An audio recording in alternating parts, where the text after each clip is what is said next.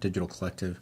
And so I got started with internet marketing probably about 13 years ago. I was working for a company in California, and they really started with that internet trend. It's right kind of the end of the dot-com bubble going on, and they were trying to get online. Mainly internet marketing back then was email marketing and a lot of banner advertisements. So the search engine optimization was not so much. The pay-per-click traffic was a big deal, but it was hard to quantify that. I just kind of fell into it. They were looking for people. I volunteered. I started teaching myself how to do it. And after a few years, I figured out that, hey, I'm making these guys a lot of money. Let me start my own venture, and that's what I did. These days, after what I did is I built up an internet marketing company, and then I sold it. And then so now I work with a lot of startups, because a lot of startups, they have a great product or service that's going on, but they really need help getting that message out. And with the internet marketing, it's one of the most effective ways to do it, and you can track every dollar that's spent. So it's really easy for them to build up whatever user base or whatever product they're trying to sell and scale that online. I've been involved with the search engine optimization game, the SEO, for about 10 years. And so the language has changed a little bit in recent years, but the core focus on everything is still pretty much the same. You have two major terms that you need to be familiar with, which is on-page optimization and off-page optimization. The big difference is with the on-page stuff, you really only generally do that optimization one time. You can get it right the first time. You don't have to worry about it anymore. It will get back to doing things like optimizing the meta tags, which is in the coding of the website, and then just taking the keywords and making sure that they're appearing on the page and within the code as well. Now with the off-page optimization, most of it has to do with link building. So having people reference you from other websites, other blogs, and doing it in such a way where there's a hyperlink, a link that you can click and go from that website over to yours. And those are the basic terms. You look for your keyword, which is what you're trying to get found for online, and making sure that when somebody does a search, your website will pop up. So there's not a lot of magic to it, but it's very consistent over the years. Even though Google, for example, has over 200 ranking factors, really I found that only a few of them make the big difference that most businesses are going to pay attention to. When it comes to the SEO, the search engine optimization, there's a couple of tools that you're looking at, but a couple of features that you want to pay attention to. So one of the biggest ranking factors over the last 10 years has been the amount of incoming links and what those links say. And so the tools that I mentioned, the Open Site Explorer and the ahref.com, those are able to go and do your backlink discovery and find the sources that are going to be relevant to your site really easily, because it's very difficult to find them if you're trying to do this on a manual basis. The other thing that's important is also you need to kind of figure out the phrases and how many people are searching for those phrases, because there's no point in optimizing for a term that only has maybe a couple hundred or maybe just less than 10 searches on a monthly basis. There's too much time involved in that, right? So you'll use some paid tools like Word Tracker. Now, Google does have a keyword tool, but they recently just changed that. So where it used to be available within your AdWords account or as an external tool, it's now been moved over to the AdSense account, which is another tool within their service offering. So they've kind of moved around a little bit. Now, you'll use things like RSS feeds, which stands for Real Simple Syndication. That's like if you've ever gone to a website and you see an orange button that has like a white graphic in it, that almost looks like a radio signal going out. That's the RSS feed. Think of this as kind of an old-time ticker tape that they would just kind of spit out information. So every time your website or blog gets updated, the RSS feed gets updated automatically, and then it notifies all the different places, including Google. Google comes and takes a look at your site, says, hey, this would be good for this keyword, and then it gets put into the index. Your site can't be found unless it's within Google's index, which becomes very, very important.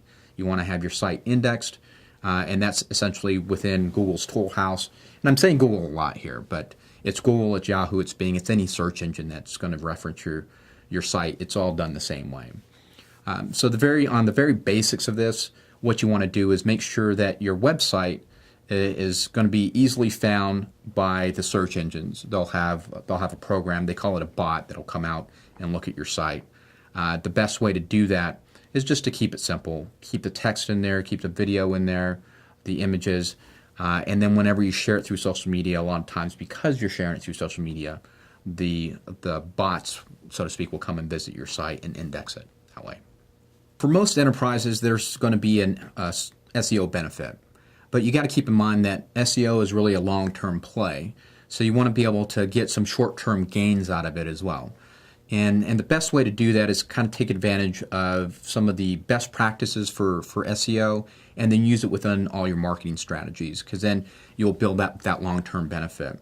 It works really well. So over the last couple of years, there's been kind of a big faction, a split off between search engine optimization. It used to all be done kind of in one space.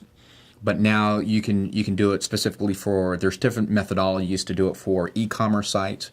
There's different methodologies to do this for somebody with a global or national reach, and then also within a local level.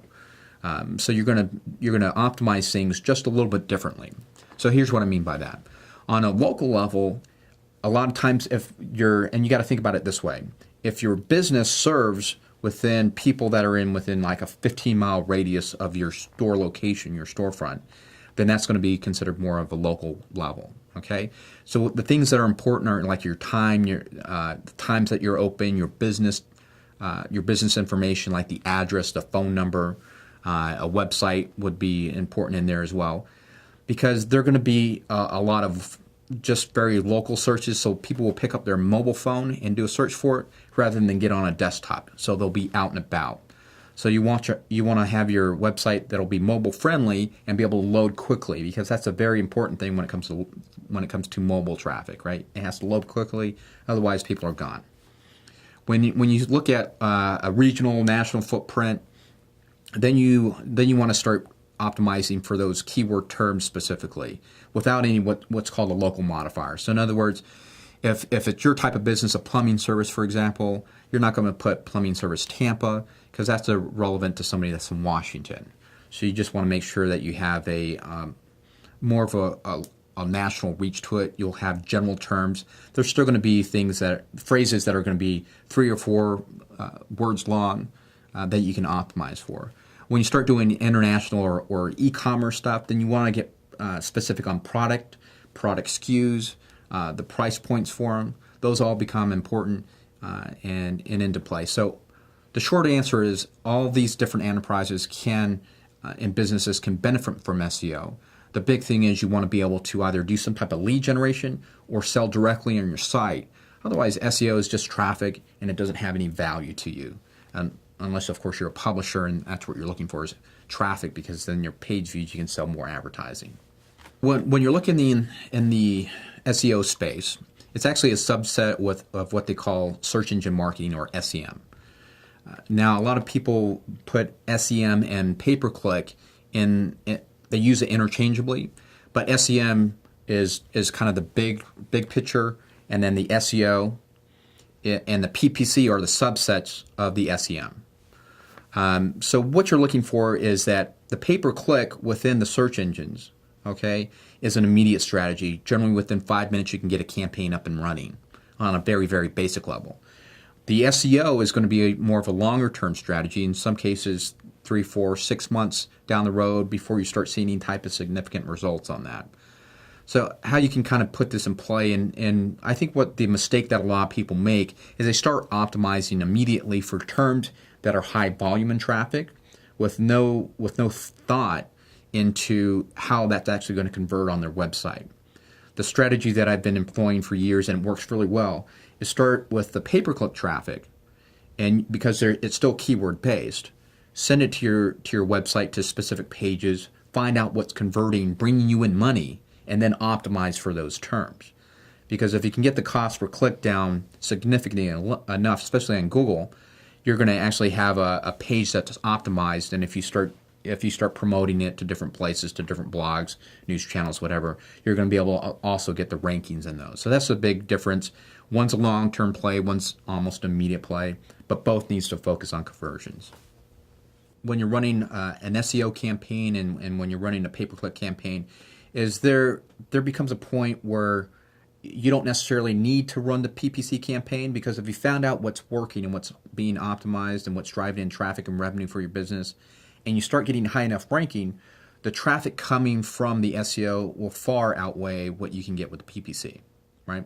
So as an example, the top 3 spots in the organic rankings, the places that are not paid for, those generally will get anywhere from 40 to 60% of all the clicks that happen within that page, right?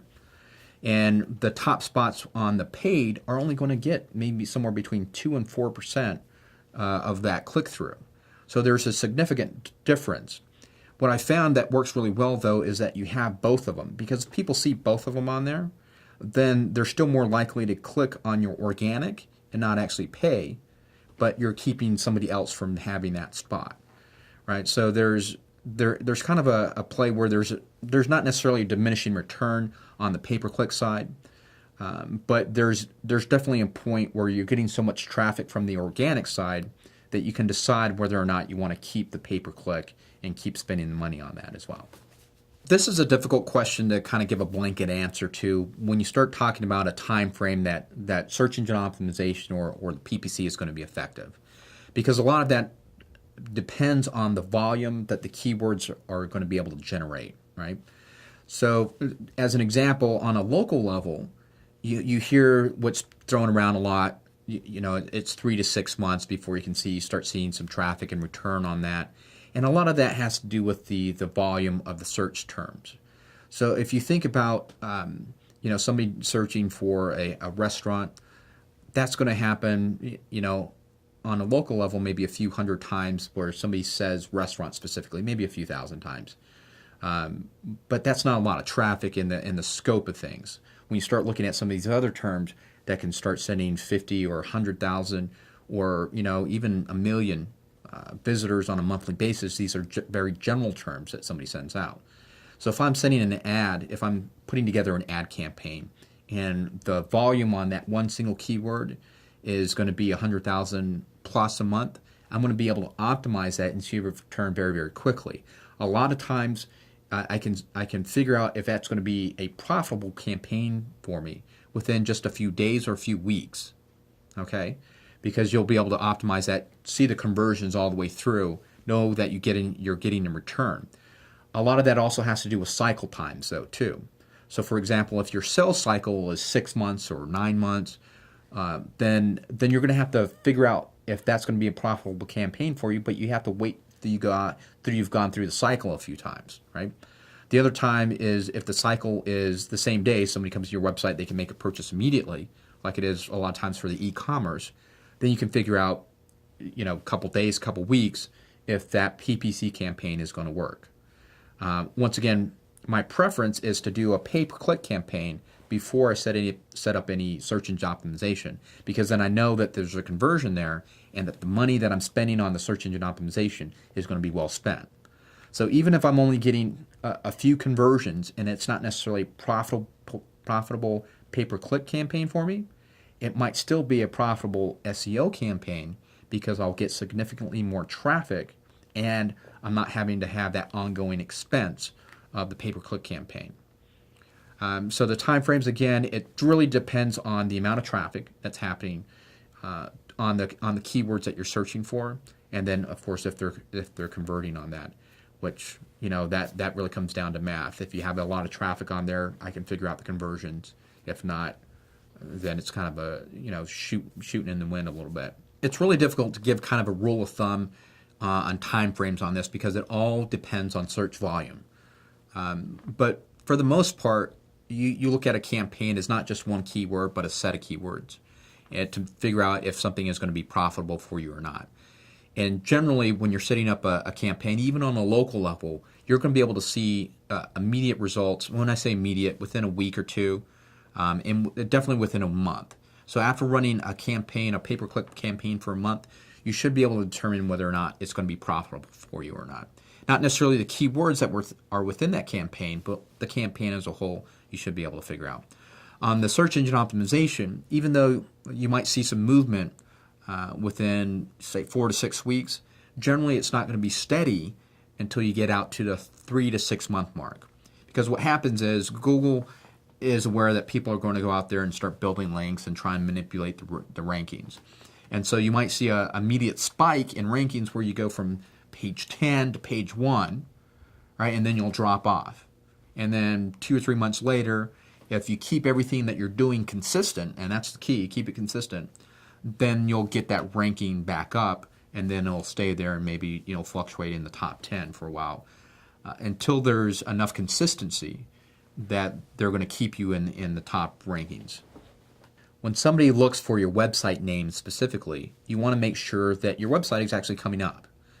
So to optimize for those, you just want to make sure that your name is consistently throughout the different web pages, but focus on the pages like your about pages and your home page for the name, so those will rank easily. Because most people are going to they're going to link to either your home page or your about page when they're referencing your business name specifically. So work on those navigational or branding terms. Those are okay to work with just right out of the gate.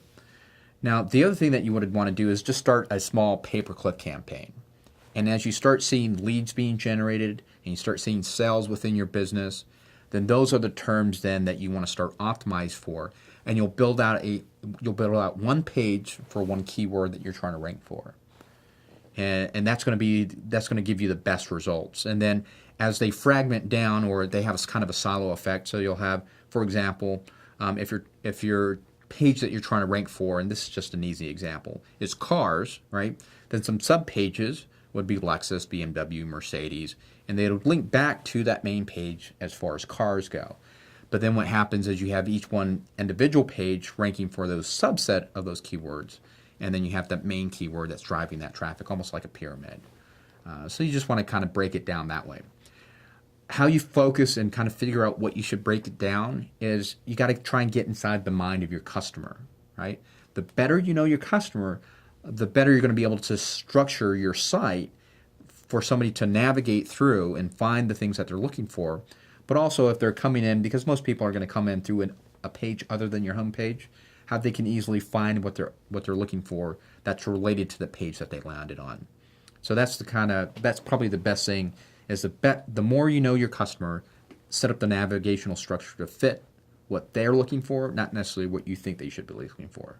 When you're first getting started and you're trying to run like a pay-per-click campaign, you don't want to send all the traffic to your home page specifically. So look at the different pages that you have on your site and try and think of all the keywords that are going to be related to that one page.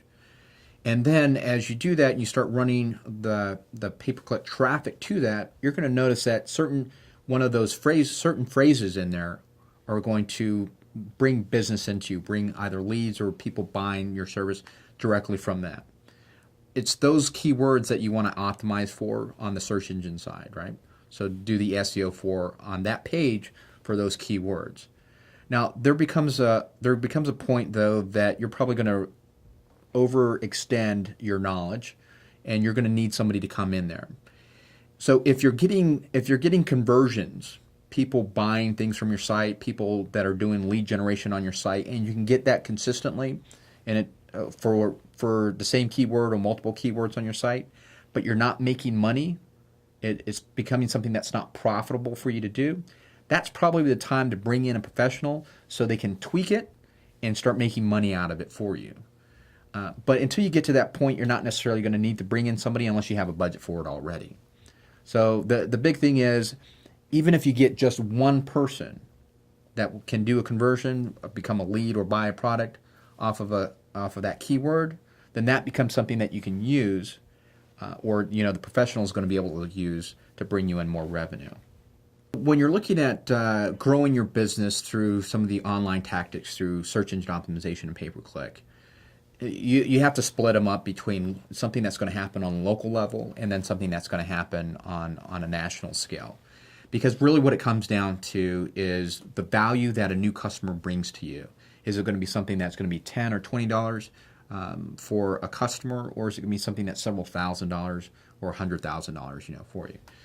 So that's going to make the difference between your campaign and how much you spend on it.